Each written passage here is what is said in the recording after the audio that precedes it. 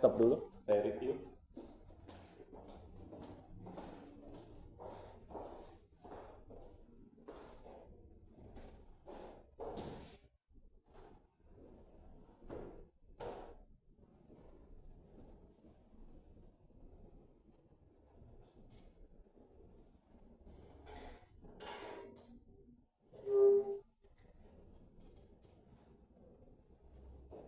Nah, pertemuan kali ini kita akan membahas mengenai power, influence, and politics. Ini ada kaitannya dengan leadership atau kepemimpinan. Bicara mengenai kepemimpinan, tentu kepemimpinan ini memerlukan adanya kekuasaan. Kekuasaan ini dapat diartikan suatu kewenangan yang diberikan pemimpin agar pemimpin ini bisa memimpin organisasi. Dalam hal apa?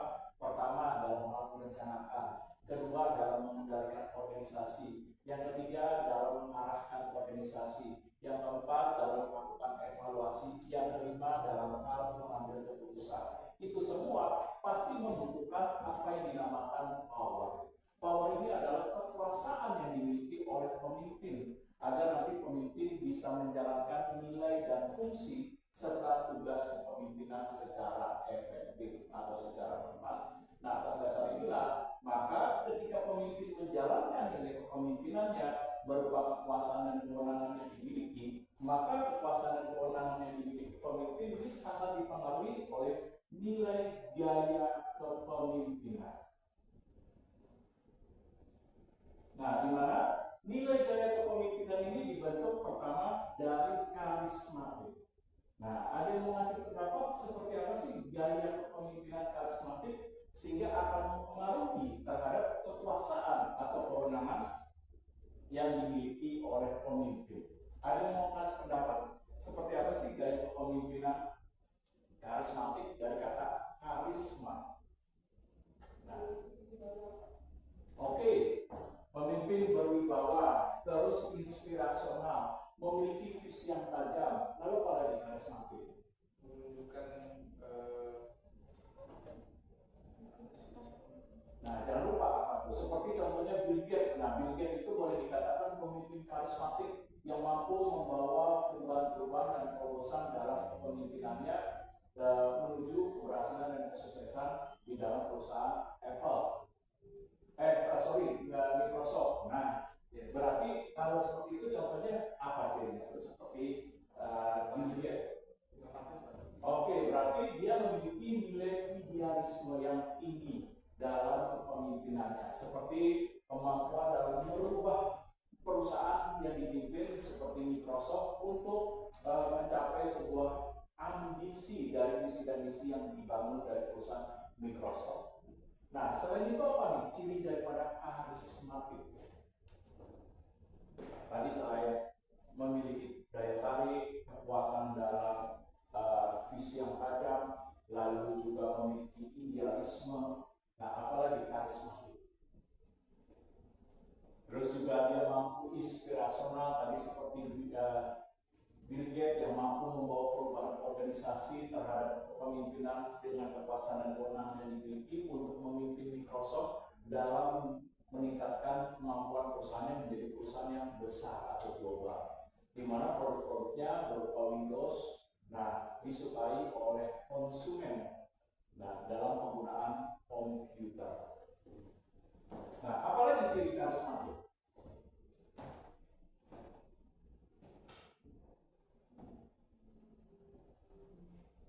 Visioner, Pak. Nah, sudah tadi. Nah, jangan lupa yaitu membawa pengikutnya untuk keluar dari zona nyaman. Artinya apa?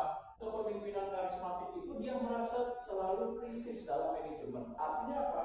Artinya dia tidak puas dengan keberhasilan yang telah dicapai. Dia akan berupaya terus-menerus bagaimana memajukan perusahaannya sampai nilai pencapaian tujuan atau ambisi dari visi dan misi perusahaan itu terrealisasikan. Nah, inilah pemimpin karismatik.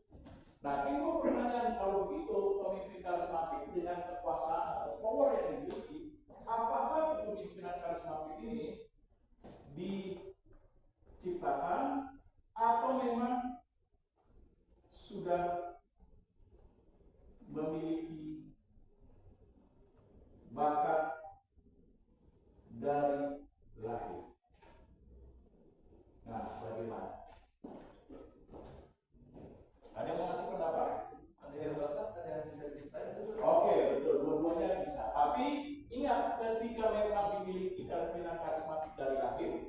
dia harus juga tetap meningkatkan dan mengasah dari kemampuan dan potensinya. Contoh misalnya pemimpin bangsa ini yang mendirikan, yang memproklamasikan bangsa ini, Soekarno, dia juga terkenal dengan pemimpinan karismatik. Tapi sebelum dia menjadi presiden pertama Republik Indonesia, dia belajar kemampuan komunikasi, berpidato, orator, dan lain sebagainya yang didapat dari organisasi Muhammadiyah. Nah, dan juga organisasi NU pada saat itu. Dia belajar bagaimana untuk berpidato, berkomunikasi, lalu membahas mengenai kebangsaan dan lain sebagainya. Nah, dari situlah timbul nilai kepemimpinan karismatiknya. Nah, kepemimpinan karismatik memang bisa dilahirkan, tetapi dia harus meningkatkan kemampuan dan keahliannya.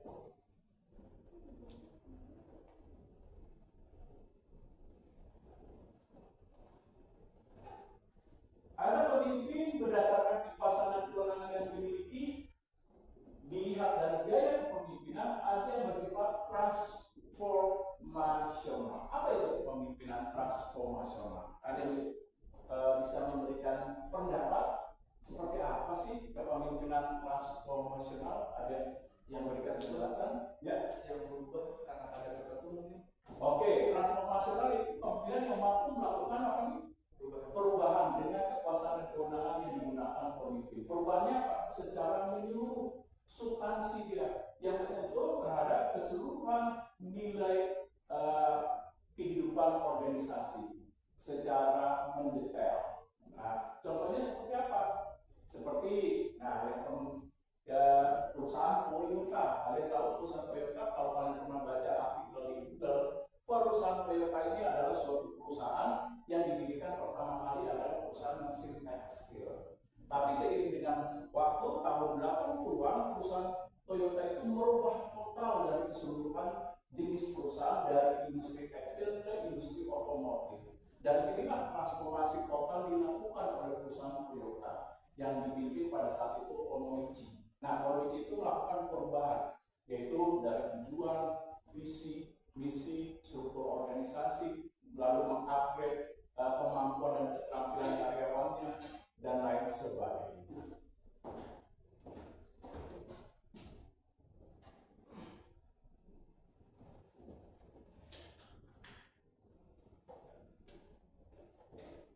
Ada transaksional.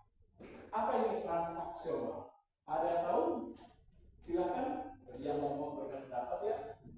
Timbal balik.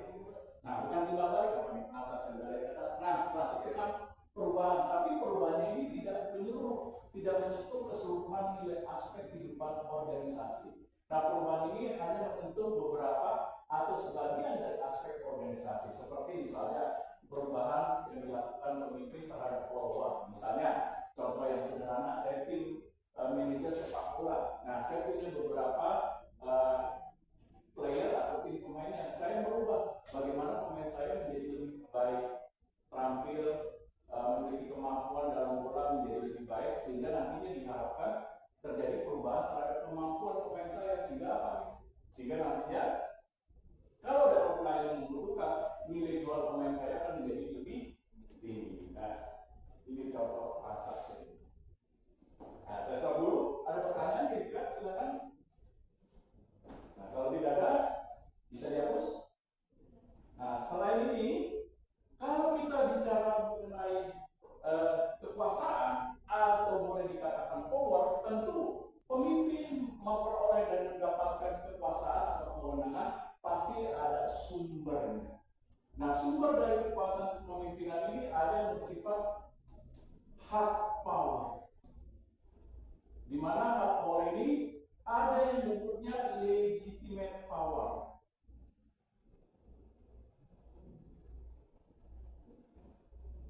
Legitimate power itu kekuasaan yang bersifat sah, formal, yang dipegang sebagai seorang pemimpin. Seperti contoh misalnya negara kita memiliki pemimpin presiden yang periode saat ini adalah Bapak Prabowo. Nah, tentu Prabowo itu memiliki kekuasaan yang bersifat sah, formal. Sebagai pemimpin, dia sebagai kepala negara pasti ada kekuasaan yang bersifat formal. Nah, apa contoh dari kekuasaan legitimate yang kekuasaannya bersifat sah, formal?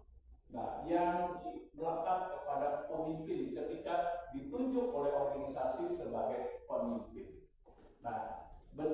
contohnya seperti apa? Legitimate power. Ada yang mengasih contoh? Bentuk kekuasaan yang bersifat sah, formal. Pertama, jangan lupa ada apa? Biasanya ada undang-undang dalam bentuk surat keputusan pengangkatan kepemimpinan dalam suatu organisasi. Lalu apa lagi? Biasanya, namanya pemimpin pasti nanti ketika diangkat misalnya ingin menjadi direktur utama, dihadiri oleh direktur sebelumnya, lalu ada para manajer, setelah itu ada karyawan, ada sambutan, berarti apa? Ya? Oke, memerlukan adanya pelatihan atau seremoni.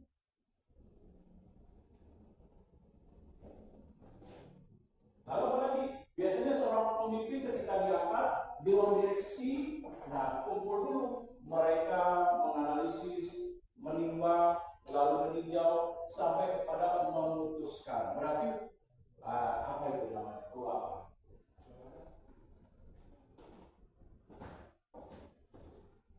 Nah, perlu adanya prosedur dalam mengangkat pemimpin. Nanti ada keluarlah bentuk keputusan.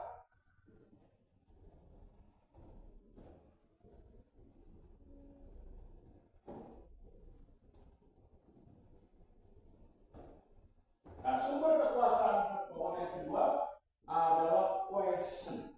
Ada tahu coercion?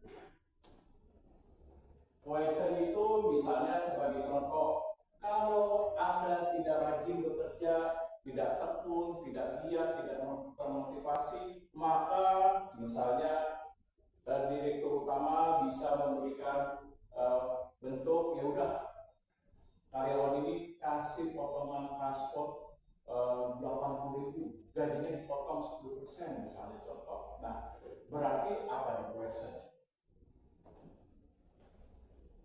Kalau Anda tidak mau bekerja, tidak patuh, tidak taat terhadap peraturan, silakan boleh keluar dari perusahaan saya. Nah, itu contoh coercion. Apa itu berarti? Kalau Anda sering apa? Nah, lebih baik Anda pindah deh ke organisasi yang lain. Masih banyak orang yang mau melamar bekerja di perusahaan ini. Nah, apa nih? Oke, berupa paksaan. Nah, di mana coercion itu bisa memberikan sebuah bentuk yang namanya punishment, hukuman.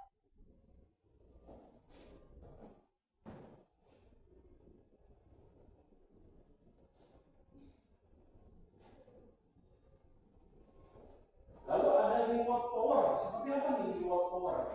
Kekuasaan, sumber kekuasaan hak jenisnya reward power. Seperti apa? Ya, memberikan imbalan. Kalau Anda rajin, dia tekun, kerja memenuhi target, maka ada bonus yang menanti, ada komisi yang Anda dapatkan, lalu ada kenaikan gaji, ada kenaikan jenjang karir atau jabatan. Nah, inilah yang dinamakan reward power.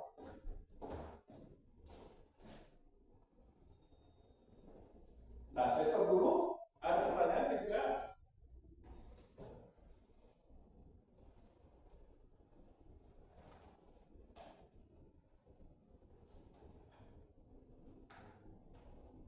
Nah, sumber kekuasaan pemimpin selain hard power ada soft power.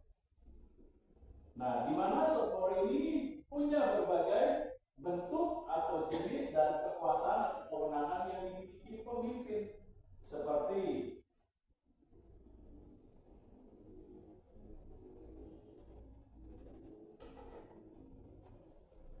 expert power. Expert power itu apa sih?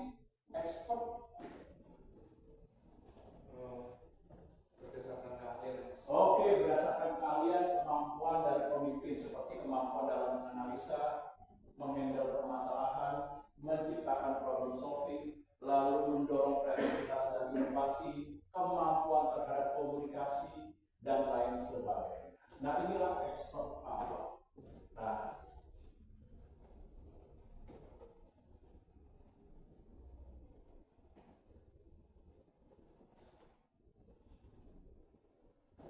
lalu ada bersifat reform. Apa ini reform power? Sebagai seorang pemimpin juga harus menjalankan kekuasaan dan kewenangan yang bersifat soft power dengan jenis referral. Apa yang referral power?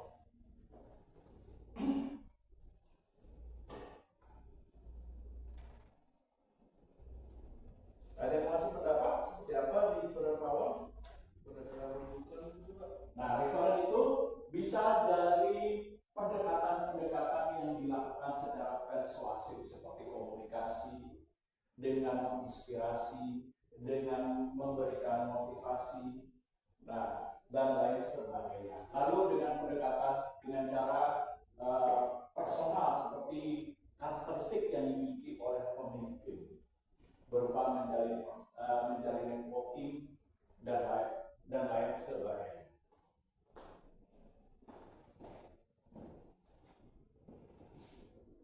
Nah, berdasarkan hal ini, kekuasaan yang dimiliki pemimpin baik hard dan soft power, kedua-duanya harus digunakan secara tepat, sehingga menimbulkan sebuah irisan antara hard power dengan soft power terhadap kekuasaan atau power yang digunakan. Terhadap kekuasaan atau power yang digunakan.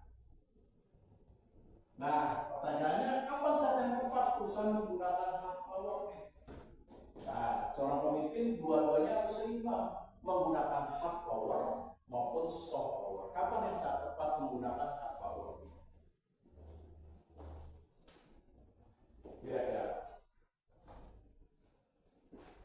kapan saat yang tepat seorang pemimpin menggunakan hard power-nya, seperti kekuasaan dan kewenangan yang dimiliki pemimpin? Kapan saat yang tepat?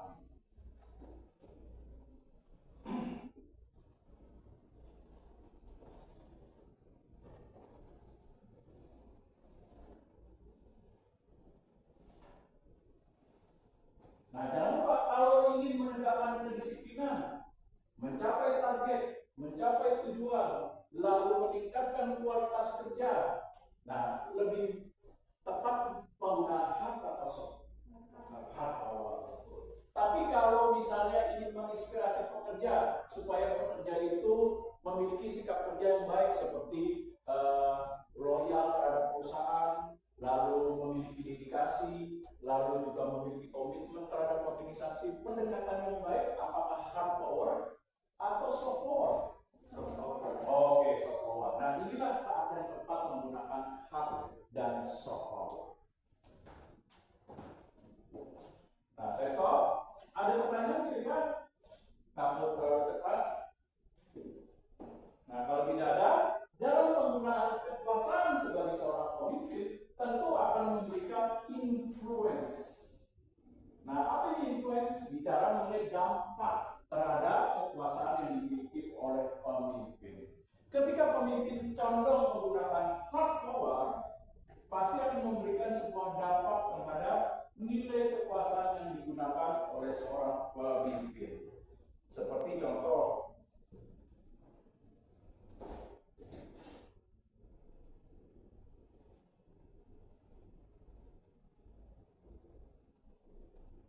menimbulkan dampak resisten dan compromise. Ada yang tahu apa itu resisten dan compromise? Nah, misalnya contoh seorang pemimpin lebih dominan menggunakan hard power, seperti misalnya memberikan ancaman, teguran, kedisiplinan yang tinggi, tapi dia kurang mengabaikan atau kurang memperhatikan atau kurang memberikan perhatian atau mengabaikan terhadap kesejahteraan karyawannya atau followernya, pengikutnya. Maka apa ini dampaknya? Bisa menimbulkan resisten, yaitu apa? Orang patuh dan taat karena berdasarkan takutan, bukan kesadaran yang dibentuk. Nah, ini dia.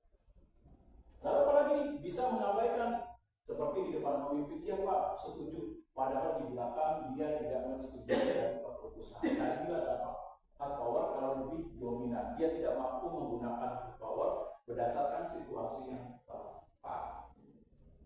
Seperti seperti mengabaikan di depan setuju, nah tapi tidak mau karyawan atau manajernya melaksanakan dengan sepenuh hati.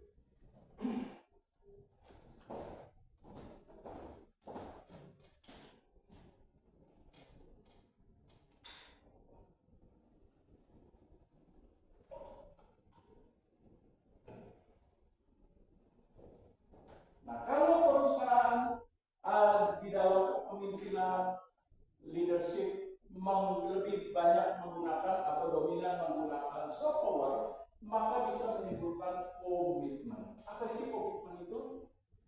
Komitmen.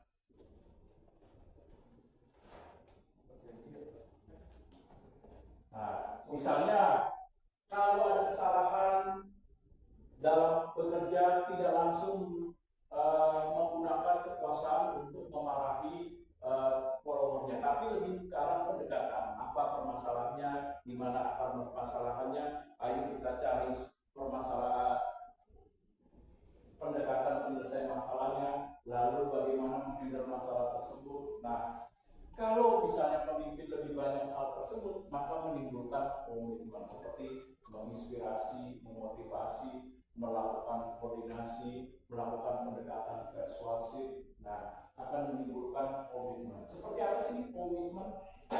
Dari kata komit, apa tuh? Komit dong, nah kan sering. Nah, kalau kalian janji sama teman, kalau nggak dapat waktu kan sering komit dong. Apa komit? Oke, menjunjung tinggi kesepakatan. Nah, lalu komitmen biasanya berorientasi kepada pengabdian, kesetiaan, memegang teguh terhadap nilai-nilai perusahaan.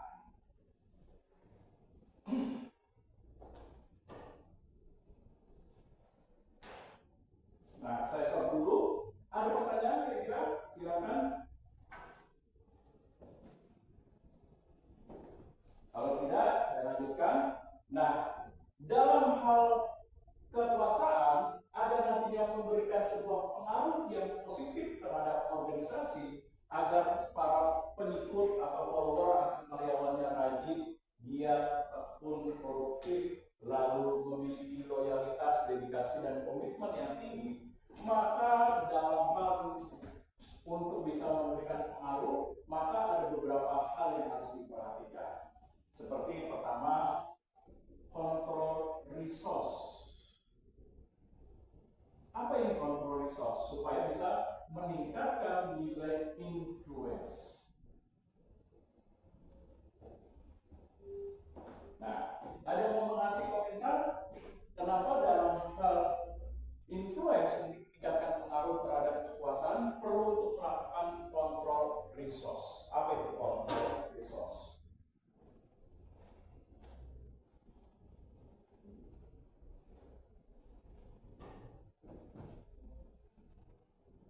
Yaitu pemimpin harus apa nih?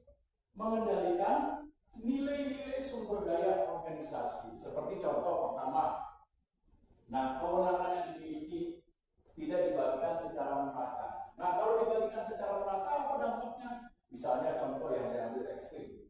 Suatu saat misalnya ketua yayasan nggak masuk, tapi ketua yayasan bilang sama OB-nya, OB kedudukan kamu sama ya, kalau saya nggak hadir, kamu bisa melakukan tanda tangan terhadap keputusan akademik. Nah, apa jadinya?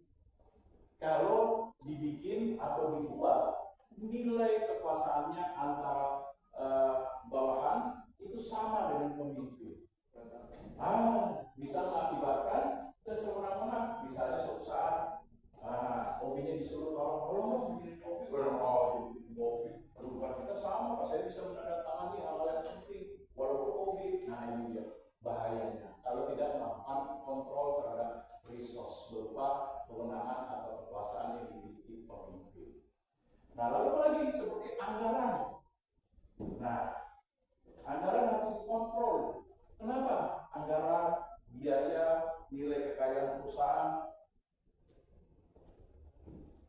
Nah kenapa? Supaya dapat mengendalikan organisasi.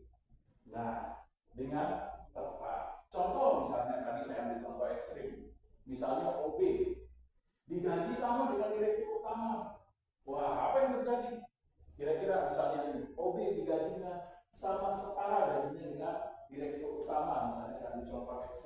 mengontrol resource terhadap misalnya anggaran berupa kompensasi atau kesejahteraan.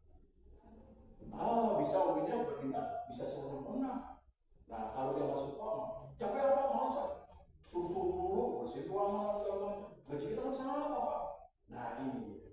Oleh sebab itu, perlu untuk melakukan berupa kontrol terhadap sumber daya, terhadap pengaruh dan kekuasaan yang dimiliki pemimpin dalam meningkatkan pengaruhnya atau dampaknya terhadap organisasi. Untuk apa? Mengendalikan follower, baik manajer maupun karyawan dalam organisasi. Nah, lalu apa lagi? Jangan lupa kontrol terhadap informasi. Kenapa itu? Nah, informasi-informasi yang penting dalam organisasi seperti strategi, kebijakan, lalu seperti inovasi, dan lain sebagainya, itu tidak dibagikan secara merata kepada seluruh karyawan. Seperti satpam, contoh yang ekstrim, OB pasti tidak akan diberitahukan mengenai kebijakan-kebijakan perusahaan. Nah, yang penting seperti strategi, pencapaian tujuan, target, dan lain sebagainya. Nah, kenapa? Oke, supaya menghindari kebocoran informasi. Bahaya kalau seluruh informasi itu diberitahukan kepada seluruh follower yang tidak berkepentingan. Hal ini mengakibatkan apa? Kalau dia tidak terjadi konflik dalam organisasi, maka kerahasiaan perusahaan tidak akan terjamin. Nah, ini dia.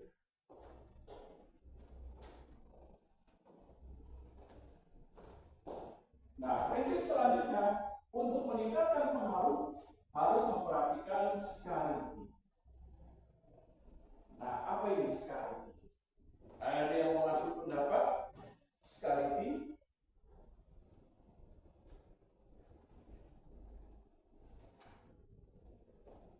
Nah, scarcity apa?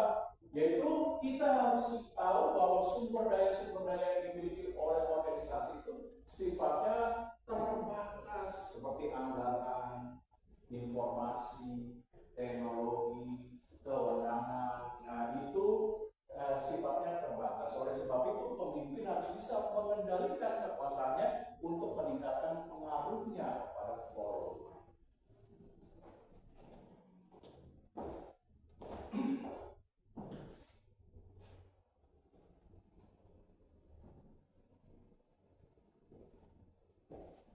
Nah, selanjutnya non-substitusi. Apa ini non-substitusi? Ada yang mau memberikan komentar? Silakan. Seperti apa sih non-substitusi?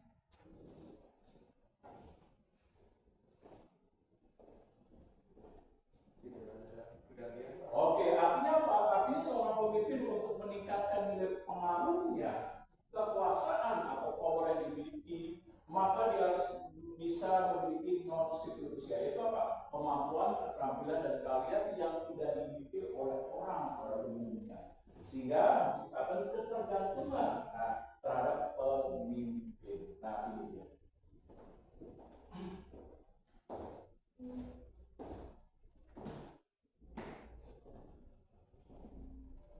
Nah, saya stop dulu.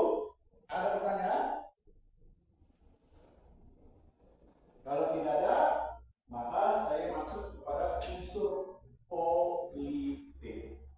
Nah, ingat, politik dalam kepemimpinan bukan seperti politik dalam pemerintah yang tujuannya adalah memenangkan. Nah, politik di dalam hal kepemimpinan ini maksudnya adalah mampu menggunakan kekuasaannya secara efektif. Dalam apa? Mengontrol sumber daya, mendistribusikan sumber daya. Nah, oleh sebab itu, seorang pemimpin harus tepat dalam menggunakan dan memainkan kekuasaan dalam bentuk nilai politik. Nah, nilai politik yang digunakan pemimpin ini sangat dipengaruhi oleh apa? Pertama, gaya, sifat kepribadian, lingkungan organisasi,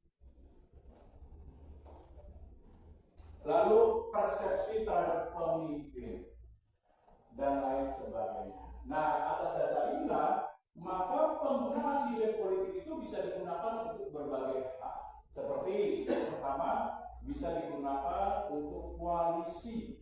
Ada yang tahu apa itu koalisi? Dari kata coalition kalau bahasa Inggrisnya. Apa itu? Nilai politik bisa digunakan dalam bentuk koalisi. Oke, meningkatkan kerjasama, networking, membangun kekuatan bersama untuk mencapai tujuan, mendukung nilai kepemimpinan sebagai pemimpin dalam suatu organisasi.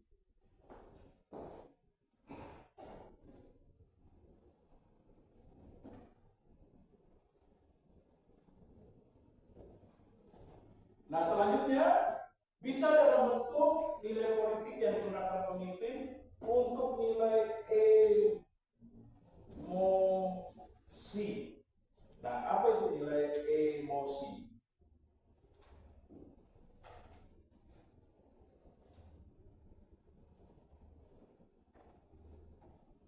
Ada yang tahu nilai emosi? Nah, seorang pemimpin terkadang membangkitkan nilai emosi. Nah, seperti memotivasi, apalagi menginspirasi, apalagi nilai emosi, membangkitkan gairah semangat dalam bekerja. Nah, lalu apalagi membangkitkan semangat untuk pantang menyerah dalam setiap tekanan dalam bekerja. Nah, untuk itulah pemimpin perlu menggunakan nilai politik terhadap kekuasaan dan kewenangan untuk membangkitkan nilai emosi. Nah, lalu apa lagi?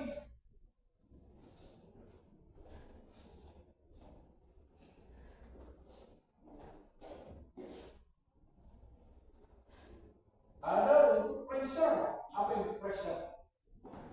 Oke, tekanan. Supaya apa nih perlu menggunakan nilai kekuasaan dan kewenangan seorang pemimpin dalam mengendalikan, membagikan sumber daya dalam bentuk tekanan. Kerja harus rajin, giat, tekun. Nah, kalau kamu nggak rajin dalam periode ini, surat SP menanti Anda. Nah, apa itu? Pressure. Supaya bisa mencapai akhir tujuan sasaran. Nah, ini dia.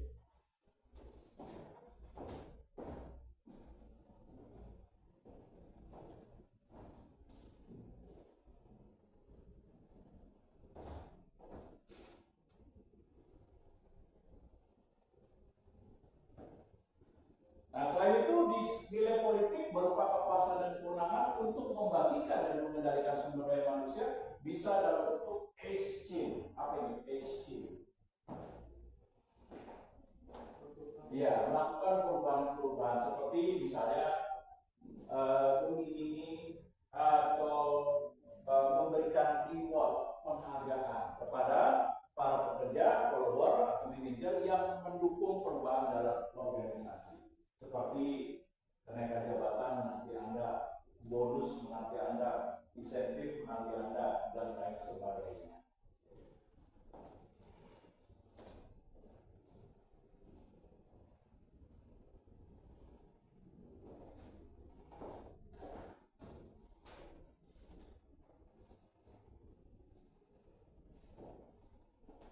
Nah, selanjutnya penggunaan nilai politik dalam hal kekuasaan untuk mengendalikan dan membagikan sumber daya bisa dalam bentuk taktik. Seperti apa nih taktik? Boleh dikatakan taktik itu cara, upaya, siasat. Nah, apa itu taktik?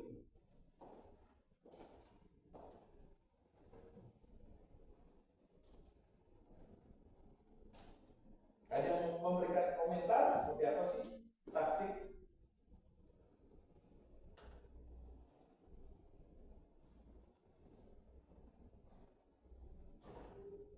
Taktik. Nah, taktik ini apa? Yaitu kekuasaan yang dimiliki pemimpin dengan kemampuan logikanya, rasionalnya, analisisnya, supaya bisa mempengaruhi manajer dan para karyawan supaya bersama-sama membangun kekuatan dalam hal perumusan strategi dan mengaplikasikan nilai strategi dalam perusahaan untuk apa? Mencapai tujuan, mencapai sasaran, terjadi peningkatan organisasi atau pertumbuhan dan lain sebagainya.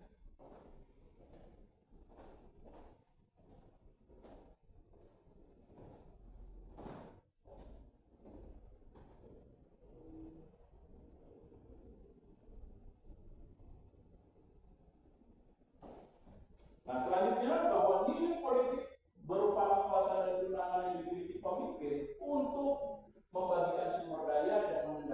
bisa dalam bentuk konsultatif. Apa itu konsultatif atau konsul? Ada yang mau ngasih pendapat seperti apa sih konsul?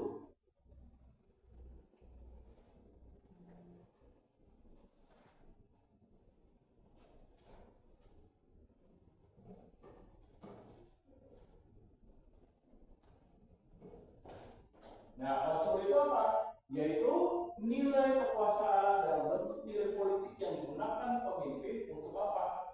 Untuk bisa bekerja sama, berkomunikasi, bertukar pikiran, menyampaikan saran, ide, gagasan, atau kritik untuk apa? Untuk bersama-sama mengambil keputusan dalam hal meningkatkan organisasi, mencapai tujuan, sasaran, mencapai visi dan misi, dan lain sebagainya.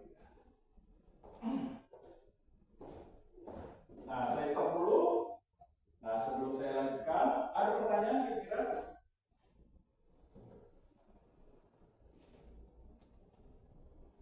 Oke, kalau tidak ada, saya akan masuk ke pokok bahasan yang lain dalam hal politik. Nah, penggunaan nilai politik ini tentu dipengaruhi juga oleh frame.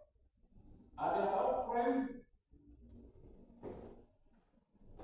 of politic leader? Frame of politic leader. Ada yang tahu apa itu frame? Frame ini apa? Nilai perspektif yang mempengaruhi cara pemimpin bagaimana bertindak, berpikir, menganalisa, mengontrol sumber daya, membagikan sumber daya. Nah, terhadap suatu tindakan yang dilakukan pemimpin dalam hal apa? Menggunakan nilai politiknya. Nah, kerangka atau frame dari nilai politik pemimpin ada yang bersifat pertama the structural.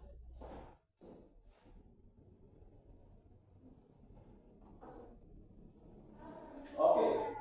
Oh ya, silakan. Ya, di belakang. Nah itu. Di mana Pak?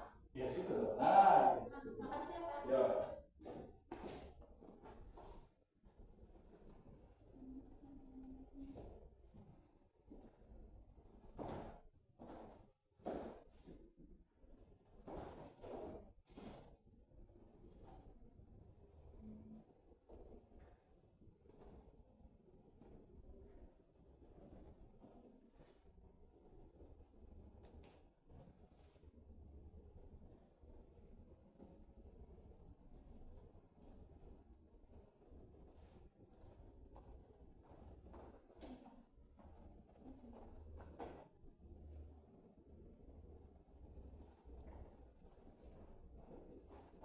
Oh, oke, ya, silakan.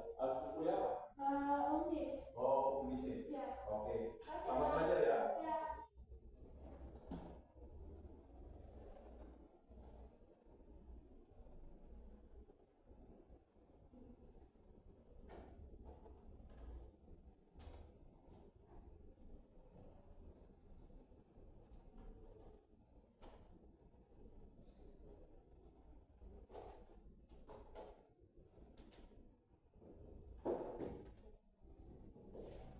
Nah, bentuk kerangka atau perspektif terhadap nilai politik yang digunakan oleh pemimpin, kalau berdasarkan orientasinya kepada struktural frame, dia mengedepankan organisasi itu sebagai mesin. Sebagai mesin apa? Berarti karyawan harus bertindak dengan benar, efektif dalam bekerja, kualitas kerjanya harus baik, outputnya mencapai target, mencapai sasaran, disiplin, nah sesuai dengan SOP, nah dan lain sebagainya.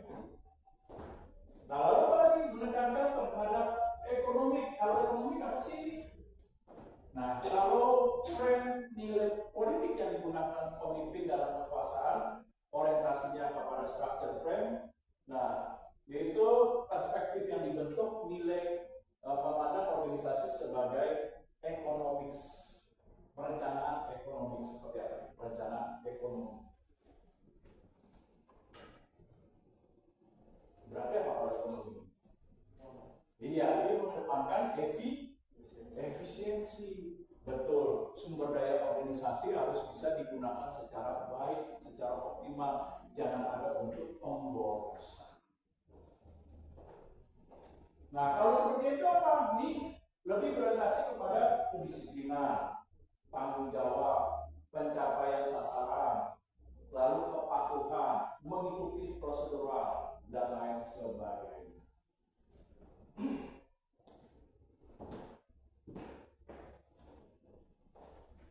Oke, bisa saya hapus?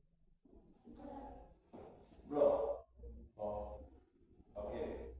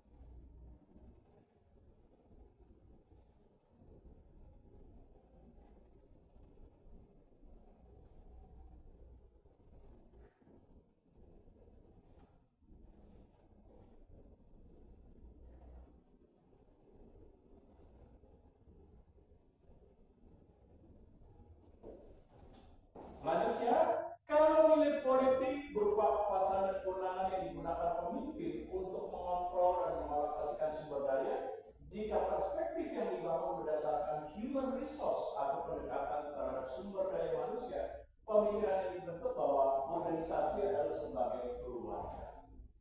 Nah, kalau sebagai keluarga apa nih yang ditekankan? Organisasi sebagai keluarga, sebagai belonging clan, yaitu bagian dianggap sebagai bagian dari nilai kelompoknya.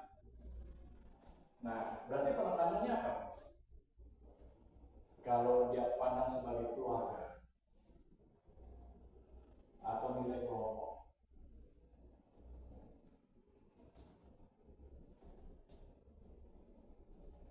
berarti apa penekanannya? Kebersamaan, keharmonisan, kedekatan hubungan, rasa memiliki, sense of belonging. Nah, kalau seperti itu, maka ditekankan apa? Harus memperhatikan kesejahteraan, lalu lagi pemberdayaan, pelibatan karyawan, peningkatan kemampuan berupa training, lalu lagi menciptakan komunikasi yang efektif dan lain sebagainya.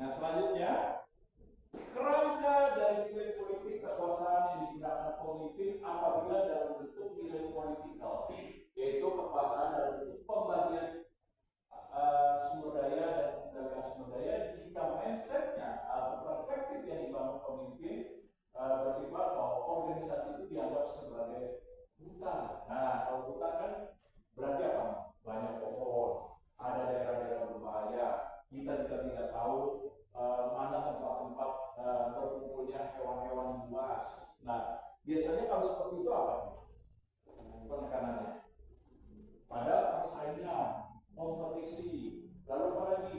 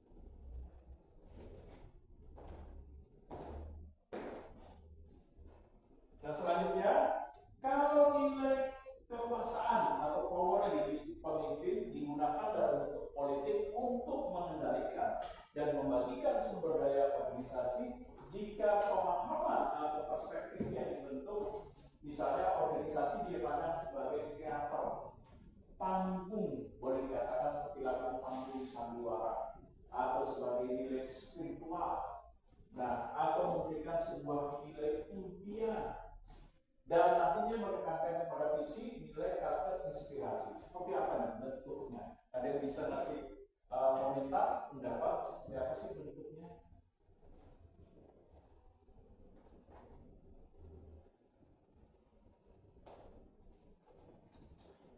Nah, seperti apa nih? Kalau dianggap sebagai inspiration, berarti apa? Pemimpin bisa menggunakan kemampuan dari kata-katanya untuk apa? Memotivasi, membangkitkan emosi. Nah, lalu apa lagi? Membangun value, nilai. Seperti apa sih nilai? Contoh, kalau kalian bekerja, misalnya suatu saat lulus bekerja di departemen pajak, pasti ada nilai yang ditekankan organisasi berupa apa? Kalau kerja di departemen pajak, apa nilai prinsipnya? Kejujuran, keterbukaan atau transparansi, tanggung jawab. Lalu apa lagi? Pelayanan publik yang optimal. Nah, ini dia.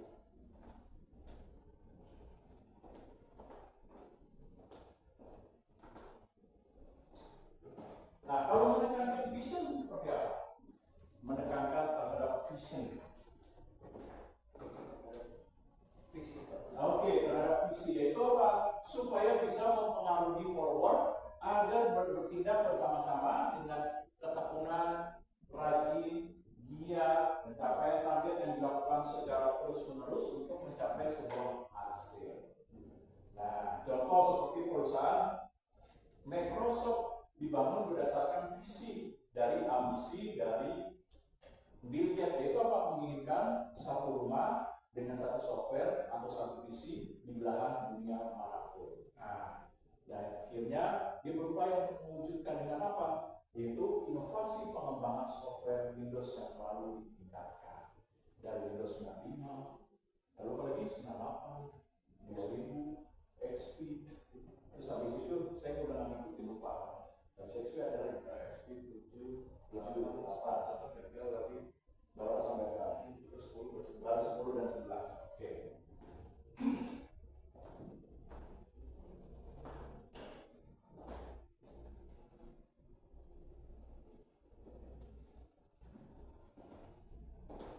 Nah, saya stop dulu. Ada pertanyaan kira-kira?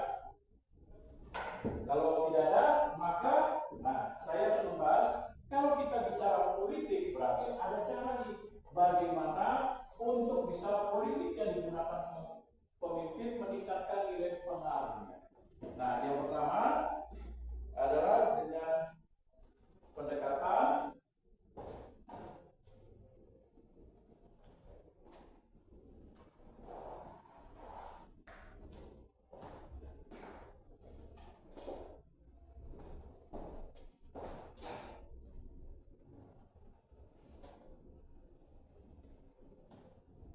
Anda bisa kasih komentar seperti apa sih use rational persuasion atau menggunakan pendekatan secara rasional. Nah, apa itu rasio?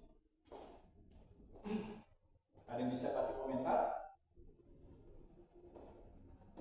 Ya, mungkin ya, di antara 4 nih ada yang mau memberikan komentar seperti apa sih pendekatan yang digunakan pemimpin dalam kekuasaan dan kewenangan untuk meningkatkan pengaruhnya dalam bentuk nilai politiknya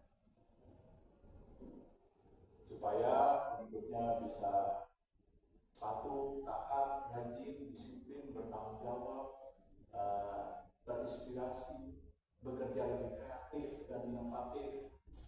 Nah, perlu dengan pendekatan use rational persuasion. Seperti apa? Use rational persuasion.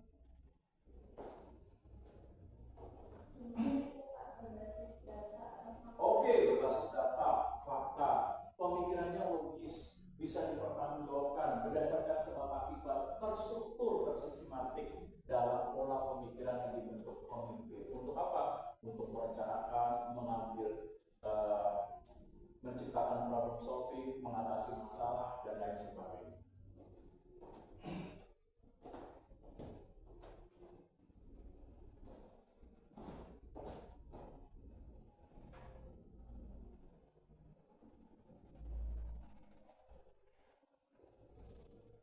Nah, selanjutnya, make people like you. Ada yang mau memberikan komentar seperti apa sih pemimpin menggunakan kekuasaan dan pengaruhnya untuk meningkatkan nilai terhadap para karyawannya dalam politik yang digunakan, seperti karyawannya atau manajernya lebih tekun, rajin, giat, produktif, terinspirasi, kreatif, dan inovasinya baik dalam bekerja. Berarti perlu pendekatan selanjutnya bisa dengan menggunakan make people like you. Seperti apa? Make people like you. Ada yang ngasih komentar seperti apa sih make people like you? Membuat seperti diri saya sama seperti kamu. Nah itu make people like you. Seperti apa?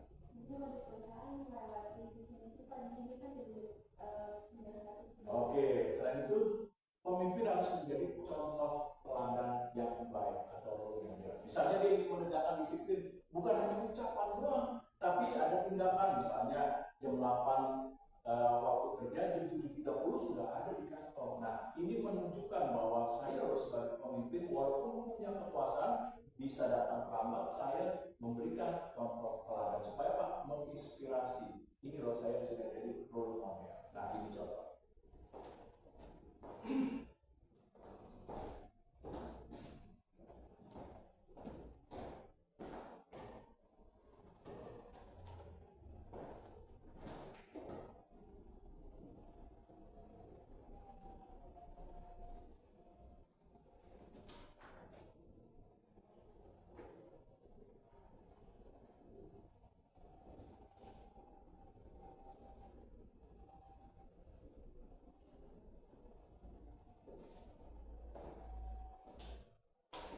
Nah, selanjutnya prinsip ketiga yang kita bisa gunakan, really on the rule reciprocity.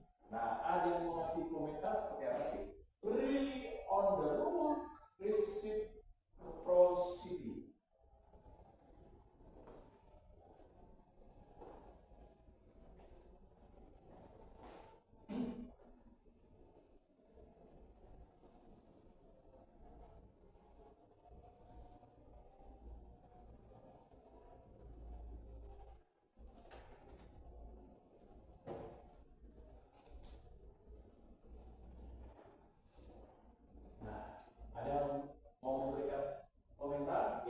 Seorang pemimpin untuk meningkatkan pengaruhnya dalam nilai politik yang digunakan berupa kekuasaan dan kewenangan, maka dia harus membangun terhadap ketentuan, aturan, prosedur, bagaimana menjalankan prosedur itu dengan tepat dan benar, sistematik, ada kebijakan-kebijakan perusahaan dan lain sebagainya.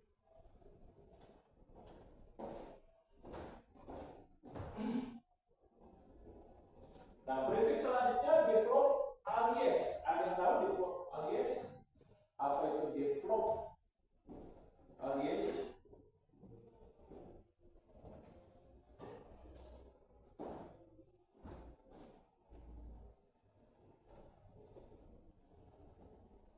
Nah, artinya apa? Supaya pemimpin bisa meningkatkan nilai kekuasaannya, pengaruhnya, dan dalam penggunaan nilai politik, dalam mengontrol dan membagikan sumber daya manusia, dia harus membangun berupa kerjasama, koalisi. Dengan apa? Koordinasi, komunikasi, membangun kepercayaan, dan lain sebagainya.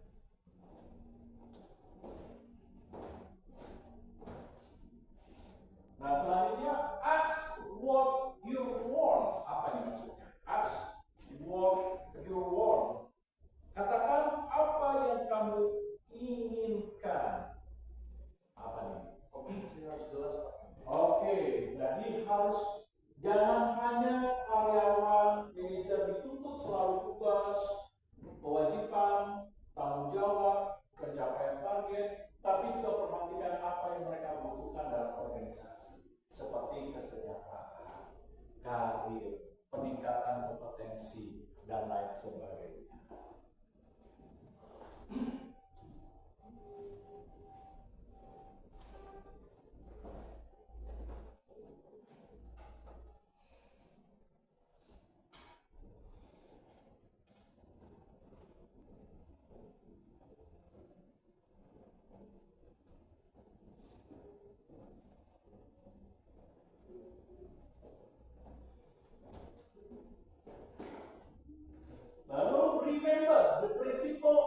sekali.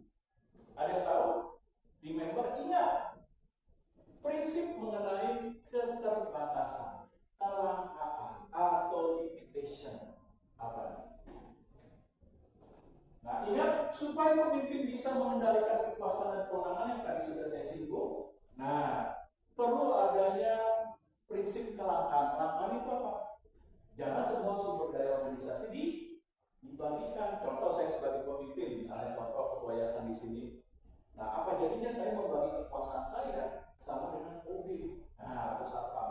Satpam kalau saya nggak hadir bisa menandatangani keputusan mengenai perubahan akademik, baik terhadap kurikulum misalnya, perubahan terhadap kebijakan penyelenggaraan kampus, apa jadinya? Nah, bisa bahaya, bisa bahayanya apa? Satu, nah, ada seorang anak dilakukan oleh OB dan satpam. Yang kedua apa? Sulit untuk mengontrol, mengendalikan. Nah, ini ya.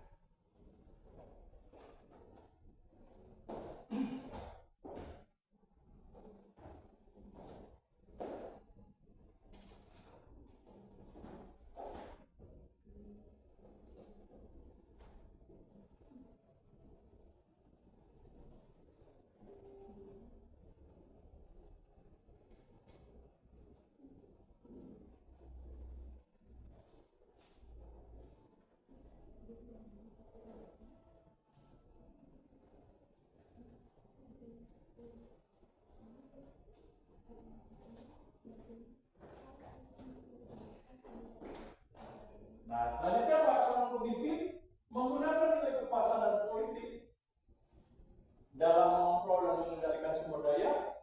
Prinsip selanjutnya untuk meningkatkan pengaruh, dia harus secara formal dalam kekuasaan menunjukkan expertise dan credibility. Kenapa perlu? Nah, masih ingat waktu pidato Menteri Pariwisata ketika bahasa Inggris, ladies and gentlemen, diulang ladies and gentlemen sampai 3 kali, apa yang terjadi itu? Wakil Menteri Pariwisata. Nah,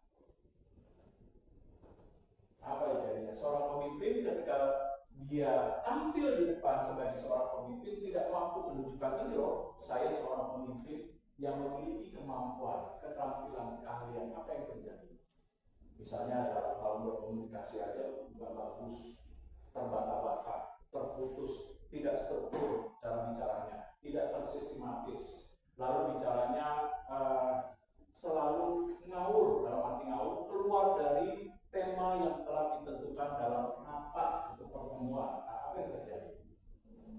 Oke, diremehkan, dilecehkan, direndahkan. Ya, pemimpin gua masuk ke amat. Nah,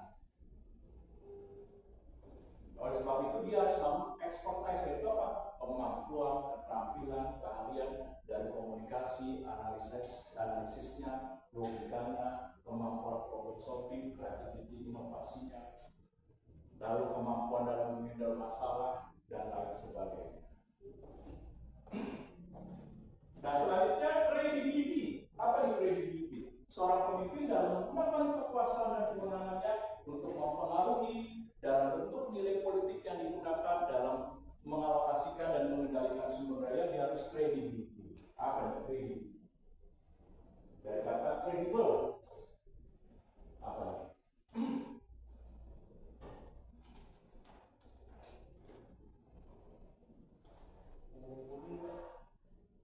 Mumpuni ekspor. Nah, kalau credible beda kan?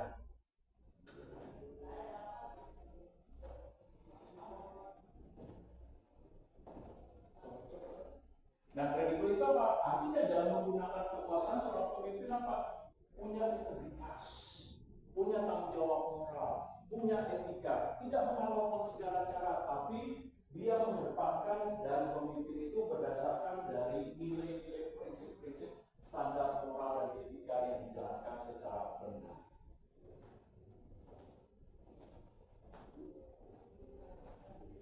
Sehingga apa? Menimbulkan rasa takut sungkan ketika ada manajernya atau followernya melakukan tindakan kesalahan yang melanggar prinsip moral dan etika. Contoh seperti pemimpin yang menunjukkan itu seperti KDM misalnya saat ini. Nah, ketika ada lurahnya kemarin korupsi di daerah Bekasi apa tuh? Nah, pasti timbul ketakutan. Karena apa nih? saya gubernur aja berani untuk fight di depan DPR untuk memangkas anggaran-anggaran yang tidak perlu. Masa ada anak buah saya korupsi? Nah, ini dia, kredibel. Nah, orang yang kredibel pasti akan menimbulkan suatu kecemasan kalau ada followernya yang melakukan tindakan tidak bermoral dalam organisasi.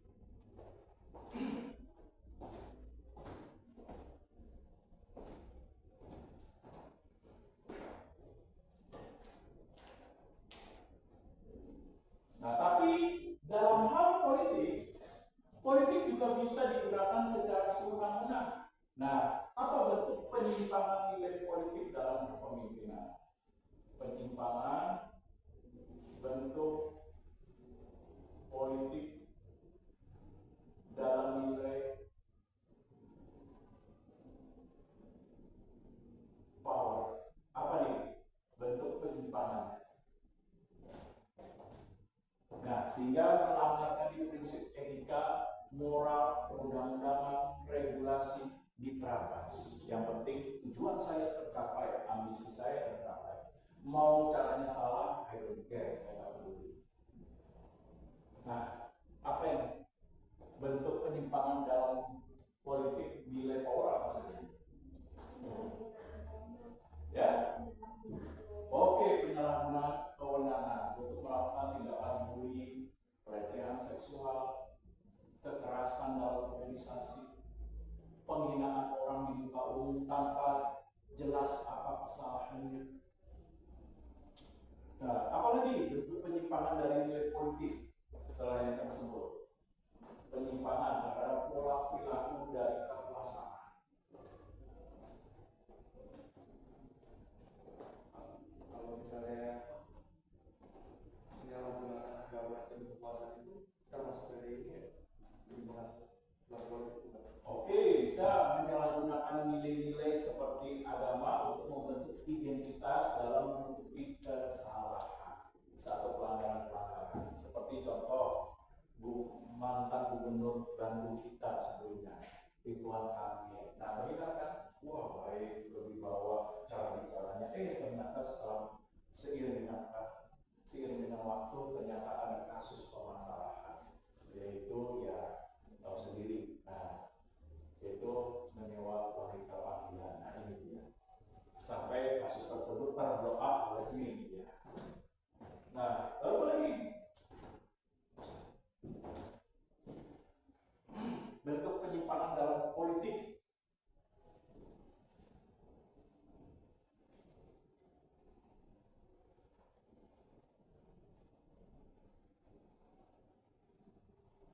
Nah, jangan lupa apa? Penyalahgunaan kekuasaan dalam pengajuan nilai perencanaan organisasi. Berupa apa? Anggaran yang tidak masuk akal. Contoh, dulu pernah tuh, akhirnya anggaran belanja daerah pemerintah kota DKI akhirnya dikembalikan. Seperti contoh tadi, pernah mengajukan anggaran renovasi toilet. Masa renovasi toilet 200 miliar? Nah, dari apa coba renovasi toilet 200 miliar? Apa dari emas? Lantainya? Nah, ya silakan. Di belakang.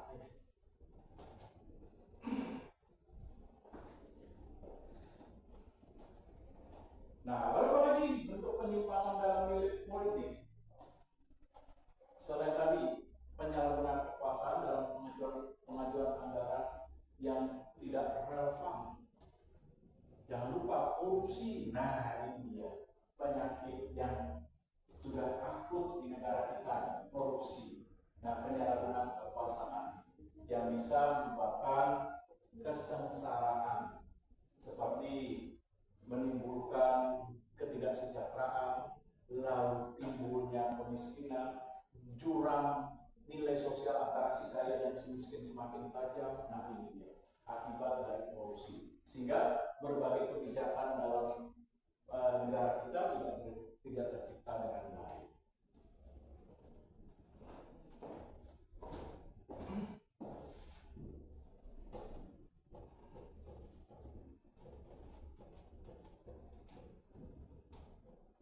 Nah, apa yang menjadi sumber yang menyebabkan penyimpangan terhadap nilai politik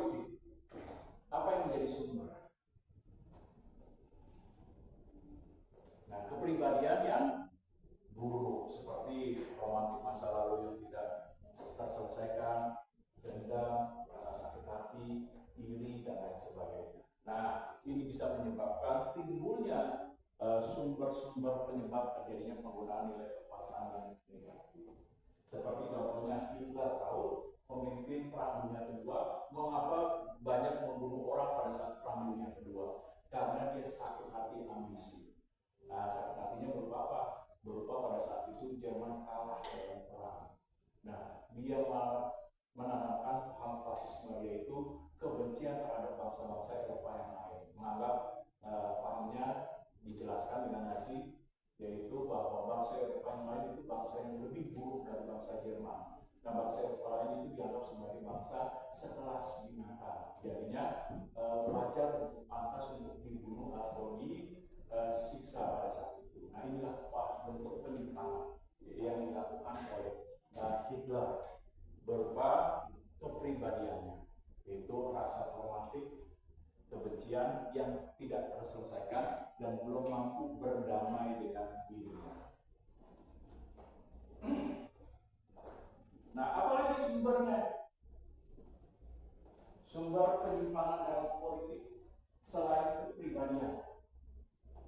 Apalagi selain kepribadian, apa bentuk?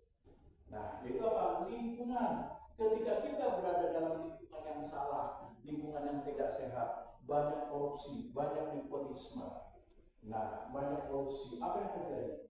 Pasti kemungkinan besar kita akan bisa masuk ke dalam lingkungan yang kotor, dan itu sedikitnya pasti ada keterlibatan. Nah, itu karena lingkungan akan mempengaruhi terhadap keberadaan diri kita. Oleh sebab itu, ciptakan berdaulat dengan lingkungan yang sehat. Nah, apalagi sumbernya? Sumber yang menyebabkan penyimpangan dalam politik. Kira-kira selain tadi adanya kepribadian, lingkungan, apalagi sumber penyimpangan politik. Ambisi pribadi jauh lebih besar. Ambisi pribadi jauh lebih besar dibandingkan apa? Kepentingan bersama.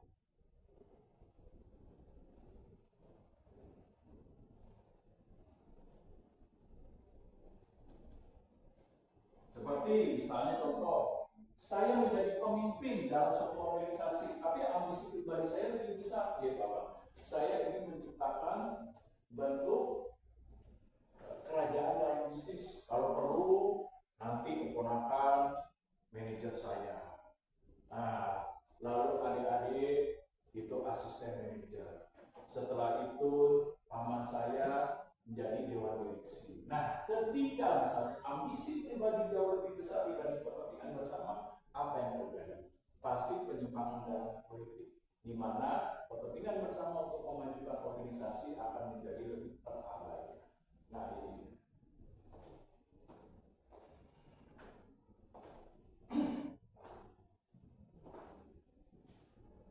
Nah, ada pertanyaan? Kalau tidak ada, saya bahas satu topik lagi, habis itu saya serahkan ke kelompok.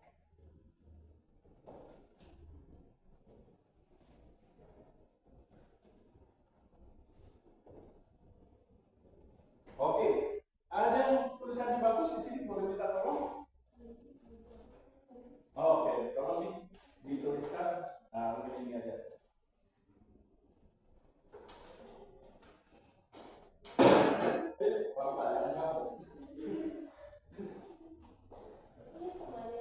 Ya, dari situ aja diagramnya, betul.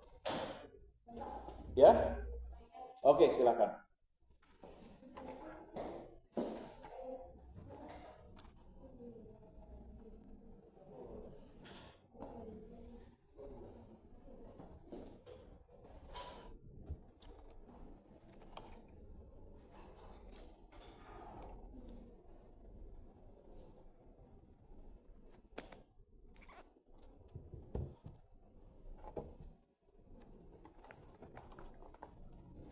Nanti jangan lupa setelah sesi perkuliahan ini, nanti saya minta ini ya, nama dan ini.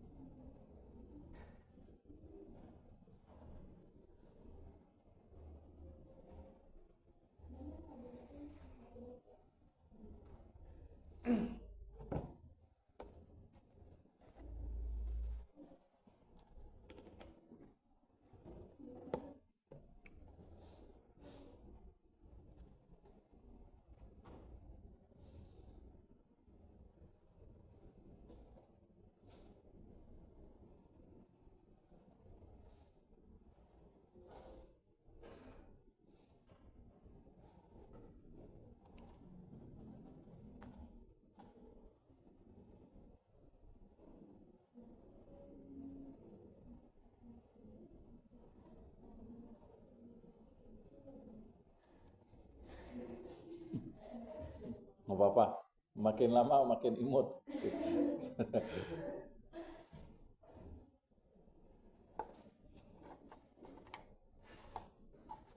Oh udah, oke, terima kasih. Ya nggak apa-apa, nanti dijelasin Pak. Ya, terima kasih ya. Nah selanjutnya, saya ingin membahas bahwa penggunaan nilai politik berupa kekuasaan dalam mengendalikan serta mengalokasikan sumber daya agar tepat dan benar, lalu dengan memperhatikan terhadap kepentingan bersama, tidak adanya bentuk pelanggaran ataupun bentuk pelanggaran-pelanggarannya sangat kecil atau minim, maka dalam penggunaan nilai politik harus berbasis dengan nilai etika. Nilai etika ini adalah nilai prinsip-prinsip moral. Nah, yang diterapkan dalam perusahaan atau organisasi seperti contohnya etika bisnis dalam hal penggunaan nilai politik agar pengambilan keputusan ini tidak merugikan berbagai pihak seperti stakeholder. Nah, apa saja bentuknya? Pertama, dapat dikatakan is the action consists with the organization goals rather than being motivated powerfully by self-interest. Artinya apa? Kalau kita ingin mengambil suatu keputusan, kebijakan, pencapaian tujuan dan organisasi, lihat motivasinya pada diri kita sendiri. Apa motivasinya sudah benar sesuai dengan kepentingan bersama berdasarkan prinsip etika bisnis atau prinsip moral misalnya. Nah, yang kedua, does the action respect the rights of individuals and group affect therein? Artinya apa? Kalau kita ingin mengambil keputusan sebagai pemimpin dalam penggunaan kekuasaan dan kewenangan untuk menciptakan organisasi yang baik dalam kepentingan bersama, perhatikan apakah keputusan yang kita ambil sebagai tindakan sudah benar, memperhatikan kepedulian, hak dan kewajiban dari aspek-aspek yang lain seperti stakeholder. Nah, apakah memberikan dampak yang buruk atau tidak? Nah, ini dia maksudnya. Nah, selanjutnya, yang harus diperhatikan adalah does the action meet the standards of fairness and equity? Artinya apa? Kalau sebagai seorang pemimpin, direktur utama dalam organisasi, ketika mengadakan pertemuan atau rapat, perhatikan apakah pengambilan keputusan itu sudah benar dengan memperhatikan azas keadilan, kelayakan, kesetaraan. Nah, selanjutnya, would you wish others to behave in the same way if the action affect you? Artinya apa?